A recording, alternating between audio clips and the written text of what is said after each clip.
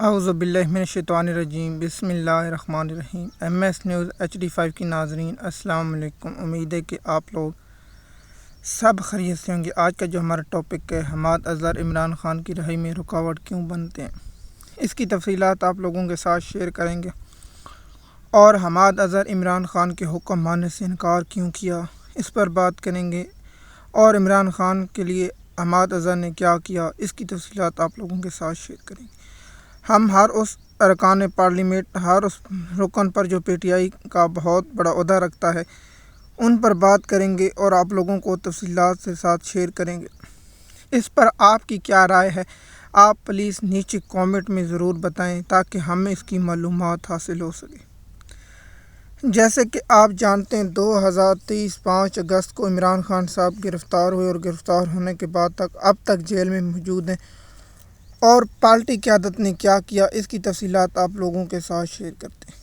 جیسے کہ آپ جانتے ہیں 2024 کے الیکشن کے بعد عمران خان صاحب نے بہت سے لوگوں کو کہا کہ آپ منظر عام پر آ جائیں۔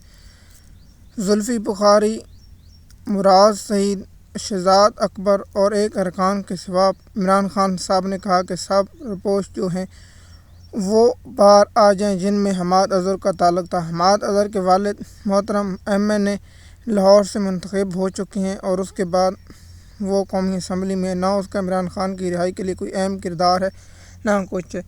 جیسے کہ آپ جانتے ہیں عمران خان صاحب جیل میں ہیں، نہ اس شخص نے نہ عمران خان کی رہائی کے لیے پریس کانفرنس کی۔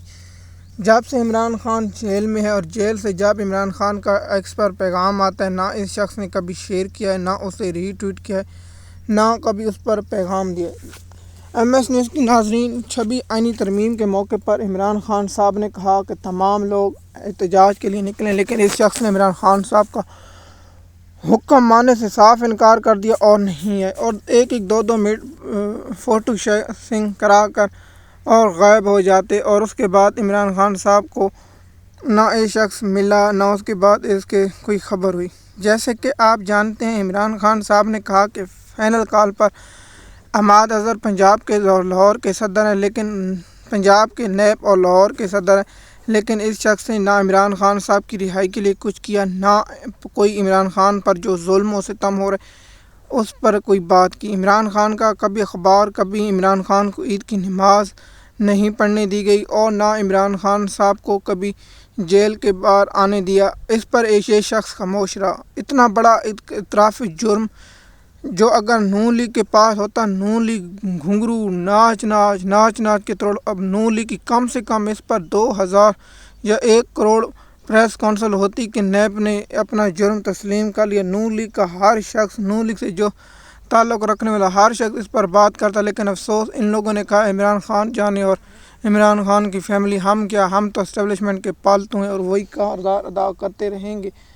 جیسے نیب نے کہا کہ عمران خان صاحب کا ٹرائل غلط ہوا ہے، تو عمران خان کو اس میں 14 سال سزا ہوئی، وہ آپ لوگوں کے معلوم ہوگا۔ عمران خان کو القاعدہ ٹرسٹ کیس میں سزا دی گئی، یہ لوگ خاموش رہے، اور اب حماد اظہر رات کو پنجاب کا صدر کا نیب کا چھوڑ دیا، کوئی بہت بڑی بات نہیں کہ یہ بلی کھیل کا ڈرامہ چلتا رہے، جو پاکستانی قوم ان سب کا ڈرامہ جانتی ہے، لیکن یہ کب تک آخر چھپائیں گے؟ آخر پاکستانی قوم کے سامنے یہ لوگ بے نقاب ہو چکے ہیں۔ دیکھیے، میرا کام نہیں کہ میں کسی پر تنقید کروں، لیکن میں قوم کے سامنے حقائق بیان کر رہا ہوں۔ عمران خان نے 3 احتجاجوں کی کال دی، جس میں 2 احتجاج علی امین گنڈاپور نے قیادت کی، تو ان لوگوں نے نہ علی امین گنڈاپور کا ساتھ دیا، اور علی امین گنڈاپور بھی راستے سے واپس چلا گیا۔ یہ تو آخری جو ہوا واقعہ ایکسیڈنٹ، وہ تو بشرا بی بی کی وجہ سے وہاں پہنچ چکے تھے، نہیں تو علی امین گنڈاپور وہاں بھی نہیں پہنچنا چاہتا تھا۔ جیسے کہ آپ جانتے ہیں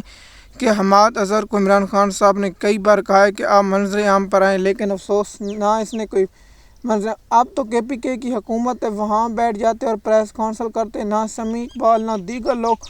پنجاب کی قیادت کا خاموش ہونا ایک بہت بڑا جرم ہے، اور جو پنجاب میں کسانوں اور دیگر لوگوں پر ظلم و ستم، اور جو مریم نواز پر تنقید کرے اسے اٹھا لیا جانا، یہ بھی جمہوریت کا قتل ہے۔ پھر مریم نواز کہتی ہیں کہ میں جمہوریت ہوں، جمہوریت کا جن صرف یہ ہے کہ مریم نواز کے خلاف کچھ نہ بولو اور باقیوں کو جیسے بولو، وہ جمہوریت ہے۔ MS نیوز کی ناظرین، مزید معلومات کے لیے آپ ہمارے چینل پر بنی رہی۔ شکریہ۔